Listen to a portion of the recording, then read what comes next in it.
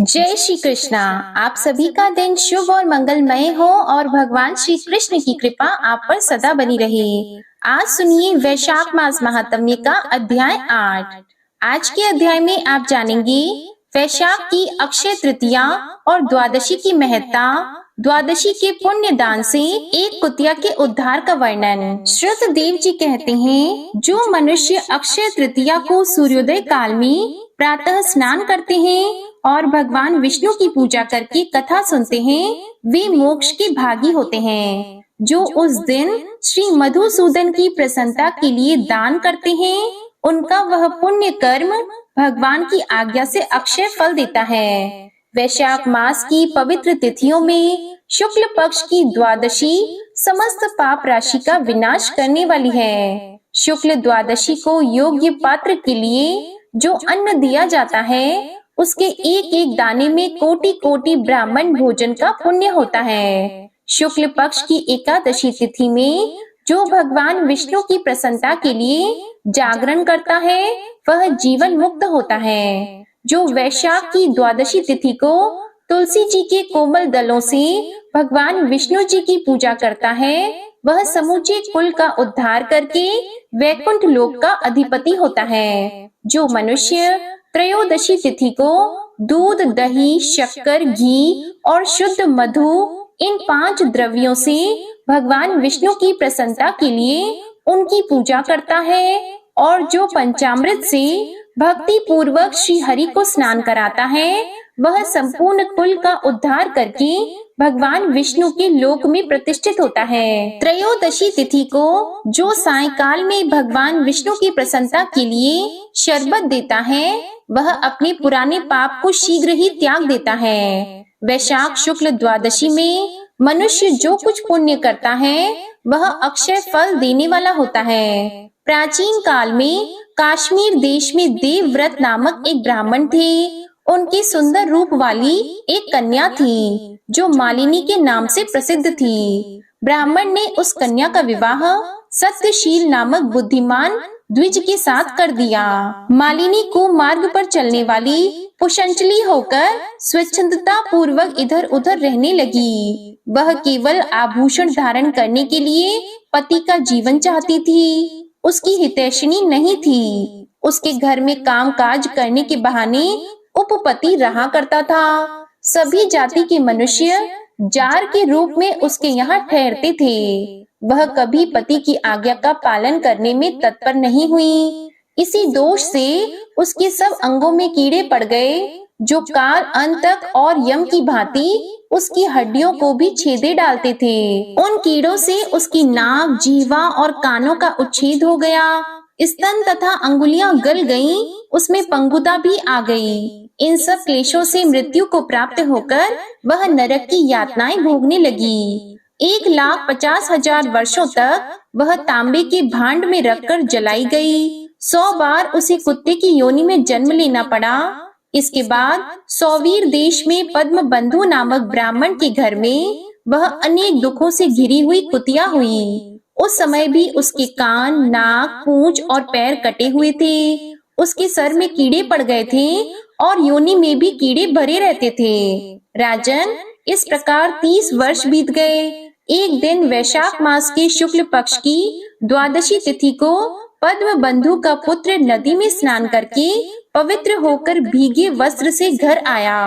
उसने तुलसी की वेदी के पास जाकर अपने पैर धोए। देव योग से वह कुतिया वेदी के नीचे सोई हुई थी। सूर्योदय से पहले का समय था। ब्राह्मण कुमार के चरणोदक से वह नहा गई और तत्काल उसके सारे पाप नष्ट हो गए। फिर तो उसी क्षण उसे अपने पूर्व जन्मों का स्मरण हो आया। पहले के कर्मों के याद आने से वह कुतिया तपस्वी के पास जाकर दीनता पूर्वक पुकारने लगी, हे मुनि, आप हमारी रक्षा करें। उसने पद्म बंधु मुनि के पुत्र से अपने पूर्व जन्म के दुराचार पूर्ण वृतांत सुनाए और यह भी कहा, ब्राह्मण, जो कोई भी दूसरी युवती पति के ऊपर वशीकरण का प्रयोग करती है, वह दुराचारिणी मेरी ही तरह तांबे के पात्र में पकाई जाती है। पति स्वामी है, पति गुरु है और पति उत्तम देवता है। साध्वी स्त्री उस पति का अपराध करके कैसे सुख पा सकती है? पति का अपराध करने वाली स्त्री सैकड़ों बार तिर्यक योनि में अर्थात पशु पक्षियों की योनि में और अरबों बार कीड़े की योनि में जन्म लेती है। इसलिए स्त्रियों को सदैव अपने पति की आज्ञा का पालन करना चाहिए। ब्राह्मण, आज मैं आपकी दृष्टि के सम्मुख आई हूँ। यदि आप मेरा उद्धार नहीं करेंगे तो मुझे पुनः इसी यातना पूर्ण घृणित योनि का दर्शन करना पड़ेगा। इसलिए विप्रवर, मुझ पापाचारिणी को वैशाख शुक्ल पक्ष में अपना पुण्य प्रदान करके उबार लीजिए। आपने जो पुण्य की वृद्धि करने वाली द्वादशी की है, उसमें स्नान, दान और अन्न भोजन कराने से जो पुण्य हुआ है, उससे मुझ दुराचारिणी का भी उद्धार हो जाएगा। महाभाग, दीन वत्सल, मुझ दुखिया के प्रति दया कीजिए। आपके स्वामी जगदीश्वर जनार्दन दीनों के रक्षक हैं। उनके भक्त भी उन्हीं के समान होते हैं। हे दीन वत्सल, मैं आपके दरवाजे पर रहने वाली कुतिया हूँ। मुझ दीना के प्रति दया कीजिए, मेरा उद्धार कीजिए। अंत में मैं आप द्विजेंद्र को नमस्कार करती हूँ। उसका वचन सुनकर मुनि के पुत्र ने कहा, कुतिया, सब प्राणी अपने किए हुए कर्मों के ही सुख दुख रूप फल भोगते हैं। जैसे सांप को दिया हुआ शर्करा मिश्रित दूध केवल विष की वृद्धि करता है, उसी प्रकार पापी को दिया हुआ पुण्य उसके पाप में सहायक होता है। मुनि कुमार के ऐसा कहने पर कुतिया दुख में डूब गई और उसके पिता के पास जाकर आर्त स्वर से क्रंदन करती हुई बोली, पद्म बंधु बाबा, मैं तुम्हारे दरवाजे की कुतिया हूँ। मैंने सदा तुम्हारी झूठन खाई है। मेरी रक्षा करो, मुझे बचाओ। गृहस्थ महात्मा के घर पर जो पालतू जीव रहते हैं, उनका उद्धार करना चाहिए। यह वेद वेताओं का मत है। चंडाल, कौवे, कुत्ते ये प्रतिदिन गृहस्थों के दिए हुए टुकड़े खाते हैं, इसलिए उनकी दया के पात्र हैं। जो अपने ही पाले हुए रोग आदि से ग्रस्त एवं असमर्थ प्राणी का उद्धार नहीं करता, वह नरक में पड़ता है। यह विद्वानों का मत है। संसार की सृष्टि करने वाले भगवान विष्णु एक को कर्ता बनाकर स्वयं ही पत्नी, पुत्र आदि के व्याज से समस्त जंतुओं का पालन करते हैं। इसलिए अपने पोष्य वर्ग की रक्षा करनी चाहिए। यह भगवान की आज्ञा है। दयालु होने के कारण आप मेरा उद्धार कीजिए। दुख से आतुर हुई कुतिया की यह बात सुनकर घर में बैठा हुआ मुनि पुत्र तुरंत घर से बाहर निकला। इसी समय दया निधान पद्म बंधु ने कुतिया से पूछा, यह क्या वृतांत है? तब पुत्र ने सब समाचार कह सुनाया। उसे सुनकर पद्म बंधु बोले, बेटा, तुमने कुतिया से ऐसा वचन क्यों कहा? साधु पुरुषों के मुंह से ऐसी बात नहीं निकलती। वत्स, देखो तो सब लोग दूसरों का उपकार करने के लिए तत्पर रहते हैं। चंद्रमा, सूर्य, वायु, रात्रि, अग्नि, जल, चंदन, वृक्ष और साधु पुरुष सदा दूसरों की भलाई में लगे रहते हैं। दैत्यों को महाबली जानकर महर्षि दधीची ने देवताओं का उपकार करने के लिए दया पूर्वक उन्हें अपने शरीर की हड्डी दे दी थी। महाभाग, पूर्व काल में राजा शिवी ने कबूतर के प्राण बचाने के लिए भूखे बाज को अपने शरीर का मांस दे दिया था। पहले इस पृथ्वी पर जीमूत वाहन नामक राजा थे। उन्होंने एक सांप के प्राण बचाने के लिए महात्मा गरुड़ को अपना जीवन समर्पित कर दिया था। इसलिए विद्वान ब्राह्मण को दयालु होना चाहिए। क्या इंद्रदेव शुद्ध स्थान में ही वर्षा करते हैं, अशुद्ध स्थान में जल नहीं बरसाते? क्या चंद्रमा चांडालों के घर में प्रकाश नहीं करते? इसलिए बार बार प्रार्थना करने वाली इस कुतिया का मैं अपने पुण्यों से उद्धार करूंगा। इस प्रकार पुत्र की मान्यता का निराकरण करके परम बुद्धिमान पद्म बंधु ने संकल्प किया, कुतिया, लो, मैंने द्वादशी का महापुण्य तुझे दे दिया।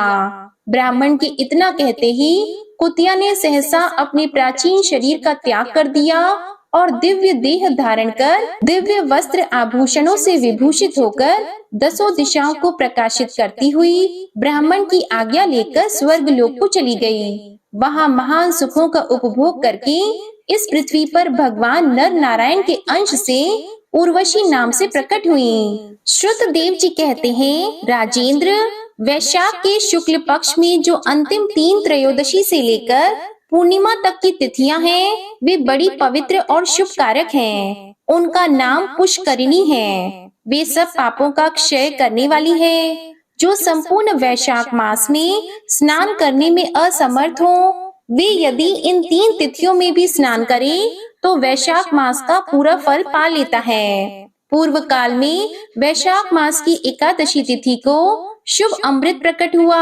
द्वादशी को भगवान विष्णु ने उसकी रक्षा की। त्रयोदशी को उन श्री हरि ने देवताओं को सुधा पान कराया।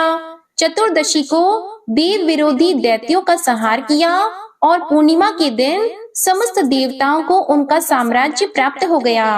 इसलिए देवताओं ने संतुष्ट होकर इन 3 तिथियों को वर दिया कि वैशाख मास की ये 3 शुभ तिथियां मनुष्यों के पापों का नाश करने वाली तथा उन्हें पुत्र पौत्र आदि फल देने वाली हों। जो मनुष्य इस संपूर्ण मास में स्नान न कर सका हो, वह इन 3 तिथियों में स्नान कर लेने पर पूर्ण फल को ही पाता है। वैशाख मास में लौकिक कामनाओं का नियमन करने पर मनुष्य निश्चय ही भगवान विष्णु का सायुज्य प्राप्त कर लेता है। महीने भर नियम निभाने में असमर्थ मानव यदि उक्त 3 दिन भी कामनाओं का संयम कर सके तो उतने से ही पूर्ण फल को पाकर भगवान विष्णु के धाम में आनंद का अनुभव करता है। इस प्रकार वर देकर देवता अपने धाम को चले गए। इसलिए पुष्करिणी नाम से प्रसिद्ध अंतिम 3 तिथियां पुण्यदायिनी, समस्त पाप राशि का नाश करने वाली तथा पुत्र पौत्र को बढ़ाने वाली है। जो वैशाख मास में अंतिम 3 दिन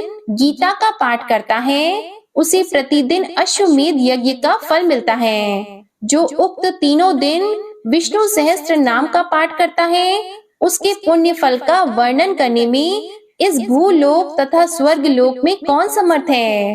पूर्णिमा को सहस्त्र नामों के द्वारा भगवान मधुसूदन को दूध से नहलाकर मनुष्य पापहीन वैकुंठ धाम में जाता है। वैशाख मास में प्रतिदिन भागवत के आधे या चौथाई श्लोक का पाठ करने वाला मनुष्य ब्रह्म भाव को प्राप्त होता है। जो वैशाख के अंतिम 3 दिनों में भागवत शास्त्र का श्रवण करता है, वह जल से कमल के पत्ते की भांति कभी पापों में लिप्त नहीं होता।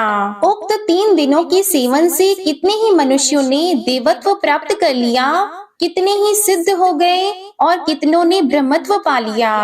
ब्रह्म ज्ञान से मुक्ति होती है अथवा प्रयाग में मृत्यु होने से या वैशाख मास में नियम पूर्वक प्रातः काल जल में स्नान करने से मोक्ष की प्राप्ति होती है। इसलिए वैशाख के अंतिम 3 दिनों में स्नान, दान और भगवत पूजन आदि अवश्य करना चाहिए। वैशाख मास के उत्तम महात्म्य का पूरा वर्णन रोग शोक से रहित जगदीश्वर भगवान नारायण के सिवा दूसरा कौन कर सकता है। तुम भी वैशाख मास में दान आदि उत्तम कर्म का अनुष्ठान करो। इससे निश्चय ही तुम्हें भोग और मोक्ष की प्राप्ति होगी। इस प्रकार मिथिलापति जनक को उपदेश देकर श्रुतदेव जी ने उनकी अनुमति लेकर वहां से जाने का विचार किया।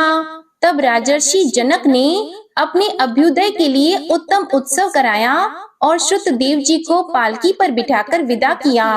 वस्त्र, आभूषण, गौ, भूमि, तिल और स्वर्ण आदि से उनकी पूजा और वंदना करके राजा ने उनकी परिक्रमा की। इसके बाद उनसे विदा होकर महातेजस्वी एवं परम यशस्वी श्रुतदेव जी संतुष्ट होकर प्रसन्नता पूर्वक वहां से अपने स्थान को गए। राजा ने वैशाख धर्म का पालन करके मोक्ष प्राप्त किया। नारद जी कहते हैं, हे अम्बरीश, यह उत्तम उपाख्यान मैंने तुम्हें सुनाया है, जो कि सब पापों का नाशक तथा संपूर्ण संपत्तियों को देने वाला है। इससे मनुष्य भुक्ति, मुक्ति, ज्ञान एवं मोक्ष पाता है। नारद जी का यह वचन सुनकर महायशस्वी राजा अम्बरीश मन ही मन बहुत प्रसन्न हुए। उन्होंने बाह्य जगत के व्यापारों से निवृत्त होकर मुनि को साष्टांग प्रणाम किया और अपने संपूर्ण वैभवों से उनकी पूजा की। इसके बाद उनसे विदा लेकर देवर्षि नारद जी दूसरे लोक पे चले गए, क्योंकि दक्ष प्रजापति के शाप से वे एक स्थान पर नहीं ठहर सकते। राजर्षि अम्बरीश भी नारद जी के बताए हुए सब धर्मों का अनुष्ठान करके निर्गुण पर ब्रह्मा परमात्मा में विलीन हो गए। जो इस पाप नाशक एवं पुण्य वर्धक उपाख्यान को सुनता अथवा पढ़ता है, वह परम गति को प्राप्त होता है। जय श्री कृष्णा। आज का अध्याय यहीं समाप्त होता है। इसके आगे का वृतांत आप अगले अध्याय में सुनेंगे। अब आप सुनिए विष्णु चालीसा का पाठ। विष्णु सुनिए विनय सेवक की चित लाए, कीरत कुछ वर्णन करो दीजिए ज्ञान बताए। नमो विष्णु भगवान खरारी, कष्ट नशावन अखिल बिहारी। प्रबल जगत में शक्ति तुम्हारी, त्रिभुवन फैल रही उजियारी। सुंदर रूप मनोहर सूरत, सरल स्वभाव मोहनी मूरत। तन पर पीतांबर अति सोहत, बैजंती माला मन मोहत। शंख चक्र कर गदा विराजे, देखत दैत्य असुर दल भाजे। सत्य धर्म मद लोभन गाजे, काम क्रोध मद लोभन छाजे। संत भक्त सज्जन मन रंजन, धनुज असुर दुष्टन दल गंजन। सुख उपजाए कष्ट सब भंजन, दोष मिटाय करत जन सज्जन। पाप काट भव सिंधु उतारण, कष्ट नाश कर भक्त उबारण। करत अनेक रूप प्रभु धारण, केवल आप भक्ति के कारण। धरणी धेनु बन तुम ही पुकारा, तब तुम रूप राम का धारा। भार उतार असुर दल मारा, रावण आदिक को संहारा। आप वराह रूप बनाया, हिरण्याक्ष को मार गिराया। धर्मस्य तन सिंधु बनाया, 14 रत्नन को निकलाया। अमिलख असुरन द्वंद मचाया, रूप मोहिनी आप दिखाया। देवों को अमृत पान कराया, असुरन को छवि से बहलाया। कूर्म रूप धर सिंधु मझाया, मंदराचल गिरि तुरत उठाया। शंकर का तुम फंद छुड़ाया, भस्मासुर को रूप दिखाया। वेदन को जब असुर डुबाया, कर प्रबंध उन्हें ढूंढवाया। मोहित बन कर खल ही नचाया, उस ही कर से भस्म कराया। असुर जलंधर अति बलदाई, शंकर से उनकी न लड़ाई। हार पार शिव सकल बनाई, कीन सती से छल खल जाई। सुमिरन कीन तुम्हें शिव रानी, बतलाई सब विपत कहानी। तब तुम बने मुनीश्वर ज्ञानी, वृंदा की सब सुरति भुलानी। देख 3 धनुज शैतानी, वृंदा आए तुम्हें लपटानी। हो स्पर्श धर्म क्षति मानी, हना असुर उर शिव शैतानी। तुमने ध्रुव प्रहलाद उबारे, हिरणाकुश आदिक खल मारे। गणिका और अजामिल तारे, बहुत भक्त भव सिंधु उतारे। हरहु सकल संताप हमारे, कृपा करहु हरि सिरजनहारे। देखहु मैं निज दर्श तुम्हारे, दीप बंधु भक्तन हितकारे। चाहता आपका सेवक दर्शन, करहु दया अपनी मधुसूदन। जानो नहीं योग्य जब पूजन, होय यज्ञ स्तुति अनुमोदन। शील दया संतोष सुलक्षण, विदित नहीं व्रत बोध विलक्षण। करहूँ आपका किस विधि पूजन, कुमति विलोक होत दुख भीषण। करहूँ प्रणाम कौन विधि सुमिरन, कौन भांति मैं करहूँ समर्पण। सुर मुनि करत सदा सेवकाई, हर्षित रहत परम गति पाई।